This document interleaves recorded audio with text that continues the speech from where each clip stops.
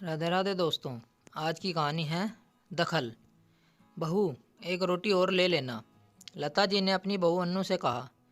सास ससुर, पति और बच्चों का खाना लगाकर अन्नू भी खाना लेकर सबके सामने डाइनिंग टेबल पर बैठकर खाने लगी।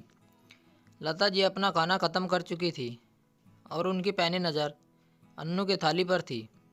उन्होंने ज़बरदस्ती अन्नू की थाली में रोटी और सब्जी रख दी। ऐसा रोज़ ही होता था।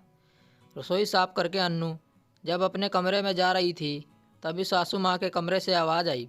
देखा आपने, अन्नू कितना खाती है, ऐसे जैसे कभी कुछ खाया ही ना हो। तुमने ही तो ज़बरदस्ती उसकी थाली में रोटी रखी थी, उससे तो खाई भी नहीं जा रही थी। पवन जी बोले। अजी ये सब नाटक है, बाद में छुपकर पता नहीं कितना खाती। इससे अच्छा मैंने उसे पहले ही दे दिया। लता जी बड़बड़ाई। तुमसे तो बात करना ही बेकार है। सासू माँ की बात सुनकर अन्नू को बहुत दुख हुआ, तो वह यह सोचकर उनकी बात मान लेती थी कि इतने प्यार से कह रही है तो ले लेती हूँ, वरना मम्मी जी क्या सोचेंगी। अगले दिन अन्नू ने सबको खाना खिलाकर अपना खाना लगाया। अब लता जी के पेट में दर्द होने लगा। वो सोचने लगी, अब कैसे पता चलेगा बहू ने कितनी रोटी खाई। एक दिन तो अन्नू का आराम से निकल गया। लता जी उसे टोक नहीं पाई। दूसरे दिन लता जी ने अन्नू के साथ बैठने के लिए तरीका ढूंढ निकाला।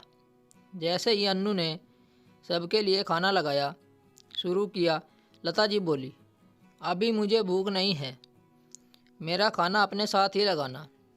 अन्नू ने ज़्यादा ध्यान न देते हुए सासू माँ का खाना अपने साथ लगा लिया। आदत से मजबूर लता जी ने अन्नू को रोटी के लिए टोक दिया। अब तो रोज़ ही लता जी अपना खाना अन्नू के साथ ही खाती और वो अन्नू को टोकती रहती। यह मत खाओ, ऐसे मत खाओ। अन्नू खाना खा ही रही थी, सासू माँ बीच में ही बोल पड़ी। अन्नू बेटा, भूख लग रही होगी और रोटी खा लो। सासू माँ से परेशान अन्नू बोल पड़ी, मम्मी जी, मैं अपने हिसाब से खा लूँगी, आप मेरी थाली में झांकना छोड़ दो। मम्मी जी, आपको कुछ चाहिए तो बताइए, मैं आपको दे देती हूँ। अन्नू की बात सुनकर उसके ससुर जी हंसने लगे और बोले, लता, मैंने तुम्हें पहले ही कहा था, किसी को खाने के समय नहीं टोकना चाहिए।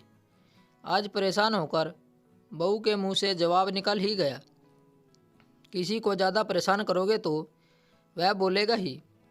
यह सब सुनकर लता जी को बहुत गुस्सा आया, लेकिन उन्हें अपनी गलती तो समझ में आ रही थी और उन्होंने खुद से वादा किया कि आगे से वो बहू के कामों में दखल नहीं देगी।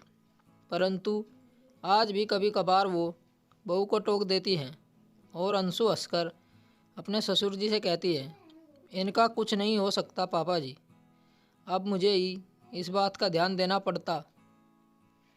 स्टोरी को लेकर आपकी क्या राय है, नीचे कमेंट करके ज़रूर बताइएगा। ऐसी ही और बेहतरीन कहानियों के लिए हमारे चैनल को ज़रूर सब्सक्राइब करें। मिलते हैं आपसे एक और नई कहानी के साथ। तब तक जुड़े रहिए हमारे चैनल के साथ। कहानी सुनने के लिए आप लोगों का बहुत बहुत धन्यवाद।